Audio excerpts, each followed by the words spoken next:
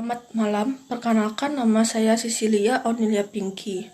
Di sini saya ingin menjawab beberapa pertanyaan yang telah diberikan oleh dosen saya kepada saya. Pertanyaan pertama, masalah-masalah apa yang sering timbul dalam manajemen proyek? Dalam manajemen proyek sering muncul beberapa masalah yang diantaranya seperti sumber daya yang kurang atau tidak mencukupi, waktu pengerjaan proyek yang relatif terlalu singkat, tidak adanya komunikasi yang baik antara satu sama lain, serta masalah utama yang sering terjadi ialah mengenai masalah dana. Pertanyaan yang kedua, apakah proyek berjalan sesuai jadwal? Sebuah proyek dapat dikatakan berjalan sesuai jadwal yang telah ditentukan ialah apabila proyek tersebut dapat diselesaikan tepat pada waktu yang telah ditentukan dan mampu memberikan hasil akhir seperti apa yang telah diharapkan tanpa mengalami kendala atau hambatan di tengah-tengah pengerjaan proyek tersebut. Yang dimaksud kendala di sini ialah seperti ternyata dana yang dialokasikan untuk proyek tersebut kurang akibat proyek yang tidak dapat diselesaikan tepat pada waktunya, atau sumber daya yang ada ternyata kurang atau tidak mencukupi, sehingga membuat waktu pengerjaan proyek tersebut terpaksa harus diperpanjang atau ditambahkan. Pertanyaan ketiga, apa saja akibat yang akan timbul bila proyek tidak sesuai dengan yang telah dijadwalkan? Tentu saja akibat yang timbul apabila proyek tidak berjalan sesuai dengan yang telah dijadwalkan akan menimbulkan akibat yang merugikan, baik itu bagi kontraktor, konsultan, maupun owner, di mana proyek tersebut tentu akan memerlukan banyak waktu untuk dapat diselesaikan, yang dimana hal ini tentu saja memerlukan banyaknya tambahan dana daripada dana yang telah disiapkan di awal.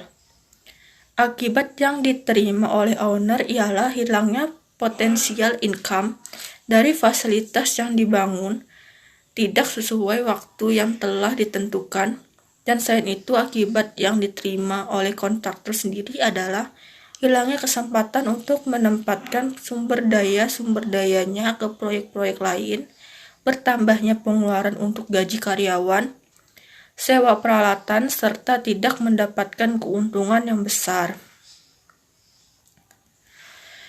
Pertanyaan keempat, apakah proyek menghasilkan output yang direncanakan? Apabila proyek tersebut berjalan sesuai dengan jadwal yang telah ditentukan dan selesai tepat waktu tanpa ada masalah, tentu saja proyek tersebut dapat menghasilkan output sesuai dengan apa yang telah direncanakan di awal. Pertanyaan kelima, apakah anggarannya sesuai dengan rencana? Jika proyek tersebut tidak menemukan masalah di tengah-tengah pengerjaannya, yang dimana harus membuat proyek tersebut menambah waktu pengerjaan dan memerlukan dana tambahan, maka dapat dikatakan bahwa anggaran yang telah diperkirakan atau ditetapkan di awal sebelum proyek dikerjakan akan sesuai dengan rencana yang ada. Pertanyaan keenam, apakah strateginya berjalan sesuai dengan rencana?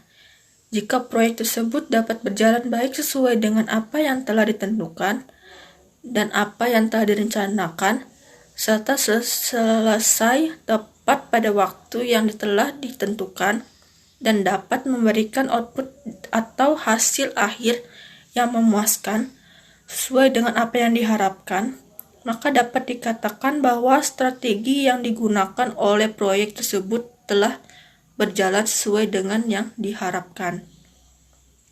Pertanyaan ketujuh, sebutkan apa saja tugas manajemen keuangan dalam suatu proyek. Yang pertama, memimpin semua aktivitas atau kegiatan yang berhubungan dengan bidang keuangan proyek. Tugas kedua, mencatat dan menata semua karyawan yang ada di proyek. Yang ketiga, membantu kepala proyek untuk mencatat transaksi keuangan di proyek. Yang keempat, membantu kepala proyek untuk mencatat dan menyimpan surat keluar atau surat masuk di proyek. Tugas kelima, bertanggung jawab penuh atas semua aktivitas yang berhubungan dengan keuangan proyek. Yang keenam, bertanggung jawab penuh kelangsungan semua aktivitas karyawan di proyek. Yang ketujuh, bertanggung jawab penuh terhadap bukti dan pencatatan transaksi keuangan di proyek.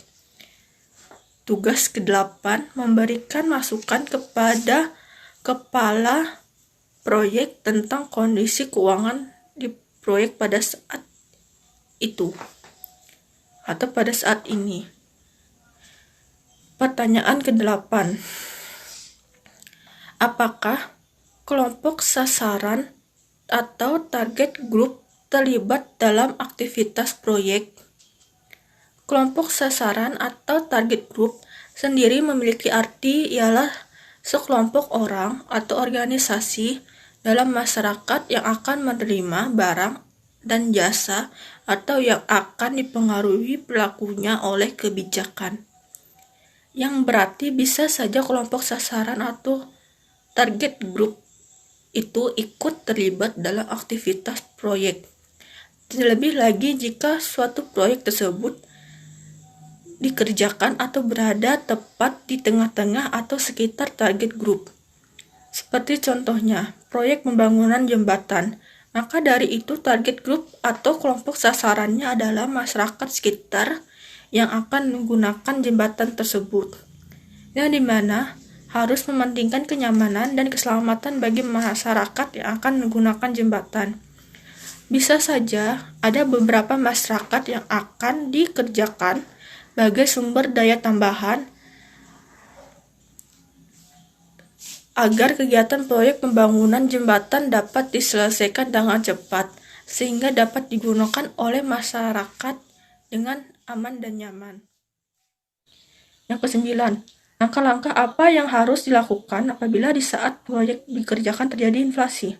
Inflasi terlihat sebagai peningkatan harga secara terus-menerus baik pada bahan, pekerja, dan peralatan.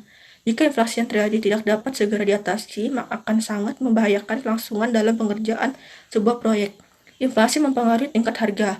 Bila benefit dan biaya dinyatakan dalam satuan mata uang, menurut harga yang berlaku, keduanya akan dipengaruhi oleh laju inflasi.